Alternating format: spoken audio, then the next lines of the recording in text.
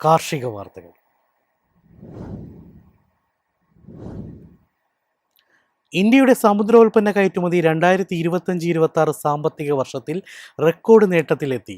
എന്നാൽ ഏറ്റവും വലിയ വിപണിയായ അമേരിക്കയിലേക്കുള്ള കയറ്റുമതി വരുമാനത്തിൽ ഇടിവ് രേഖപ്പെടുത്തി. 2025-2026 സാമ്പത്തിക വർഷത്തിൽ യുഎസിലേക്കുള്ള കയറ്റുമതി വരുമാനം 10.82% കുറഞ്ഞു. മുൻവർഷത്തെ 22,722 കോടി രൂപയിൽ നിന്ന് 20,263 കോടി രൂപയായാണ് വരുമാനം ഇടിഞ്ഞത്.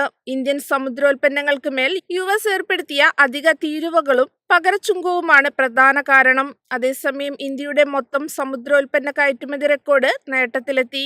19.72 ലക്ഷം ടൺ സമുദ്രോൽപ്പന്നങ്ങൾ കയറ്റി അയച്ച് 73,890 കോടി രൂപയുടെ വരുമാനമാണ് രാജ്യം നേടിയത്.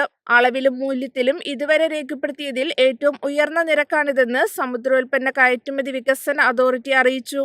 കയറ്റുമതി വരുമാനത്തിൽ അമേരിക്കയ്ക്ക് പിന്നാലെ ചൈന, യൂറോപ്യൻ യൂണിയൻ, തെക്കുകിഴക്കൻ ഏഷ്യ, ജപ്പാൻ എന്നിവയാണ് പ്രധാന വിപണികൾ. കയറ്റുമതി അളവിൽ ചൈനയാണ് ഒന്നാമത്. 4.90 ലക്ഷം ടൺ ഉൽപ്പന്നങ്ങളാണ് ചൈനയിലേക്ക് അയച്ചത്.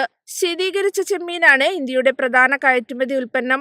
49,000 കോടി രൂപയിലേറെ വരുമാനം ഈ ഇനത്തിൽ ലഭിച്ചു. കേരളത്തിനും നേട്ടമുണ്ടായി. കൊച്ചി തുറമുഖത്തിലൂടെ 7,285 കോടി രൂപയുടെ സമുദ്രോൽപ്പന്ന കയറ്റുമതിയാണ് നടന്നത്. മുൻവർഷത്തേക്കാൾ 20% വർധന. News desk, MyFin TV. നെൽകൃഷിയിലെ കീടബാധ നിയന്ത്രിക്കാൻ പുതിയ ഉൽപ്പന്നവുമായി കോർട്ടവേ.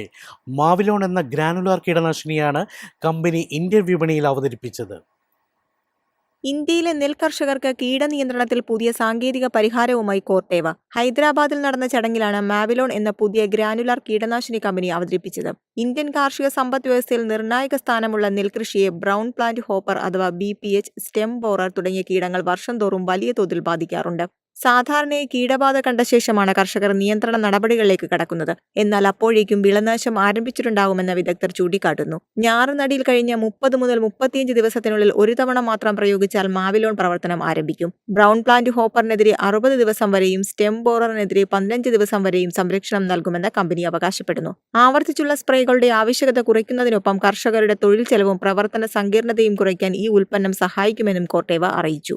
News desk, MyFin TV. പരിസ്ഥിതി സംരക്ഷണത്തിലേക്ക് പുതിയ ചുവടുവയ്പുമായി മദർ ഡയറി. മണ്ണിൽ സ്വാഭാവികമായി വിഘടിക്കുന്ന ഇന്ത്യയിലെ ആദ്യത്തെ ഡീഗ്രേഡബിൾ പാൽ കവർ കമ്പനി അവതരിപ്പിച്ചു. മണ്ണിൽ സ്വാഭാവികമായി വിഘടിക്കുന്ന ഇന്ത്യയിലെ ആദ്യത്തെ ഡീഗ്രേഡബിൾ പാൽ കവറാണ് മദർ ഡയറി അവതരിപ്പിച്ചത്. ലോക പരിസ്ഥിതി ദിനമായ ജൂൺ 5 മുതൽ ഡൽഹി NCR മേഖലയിലുടനീളം വിൽക്കുന്ന പശുവിൻ പാലിന് ഈ പുതിയ പാക്കേജിംഗ് ഉപയോഗിക്കും. പുതിയ പാൽ കവറിൽ ഉപയോഗിച്ചിരിക്കുന്ന പ്രത്യേക സാങ്കേതിക വിദ്യ പ്ലാസ്റ്റിക് പാക്കേജിങ്ങിനെ ജൈവലഭ്യതയുള്ള മെഴുകായി മാറ്റാൻ സഹായിക്കുന്നു. തുടർന്ന് മണ്ണിലുള്ള സൂക്ഷ്മാണുക്കൾ അതിനെ സ്വാഭാവിക മൂലകങ്ങളായി വിഘടിപ്പിക്കും. പരിസ്ഥിതിയിൽ പ്ലാസ്റ്റിക്കിന്റെ അവശിഷ്ടങ്ങൾ ഒന്നും ബാക്കിവെക്കില്ലെന്നാണ് കമ്പനിയുടെ അവകാശവാദം. ഈ സാങ്കേതികവിദ്യ വികസിപ്പിക്കാൻ 4 വർഷത്തിലേറെ ഗവേഷണം നടത്തിയതായി കമ്പനി അറിയിച്ചു. ഉപഭോക്താക്കൾക്ക് പാലിന്റെ വിലയിൽ അധിക ഭാരം ഉണ്ടാകാതെയാണ് പുതിയ പാക്കേജിംഗ് അവതരിപ്പിക്കുന്നതെന്നും അധികൃതർ വ്യക്തമാക്കി. പ്രതിദിനം 55 ലക്ഷം ലിറ്റർ പാൽ വിപണിയിലെത്തിക്കുന്ന മദർ ഡയറിയുടെ ഈ നീക്കം പ്ലാസ്റ്റിക് മാലിന്യങ്ങൾ കുറയ്ക്കാനുള്ള രാജ്യത്തെ ശ്രമങ്ങൾക്ക് വലിയ പിന്തുണയാകുമെന്നാണ് വിലയിരുത്തൽ. News desk, MyFin TV. എളുപ്പത്തിൽ സമ്പാദ്യം വളർത്താം. ഇന്ന് തന്നെ മൈഫിൻ TV ആപ്പ് ഡൗൺലോഡ് ചെയ്യൂ.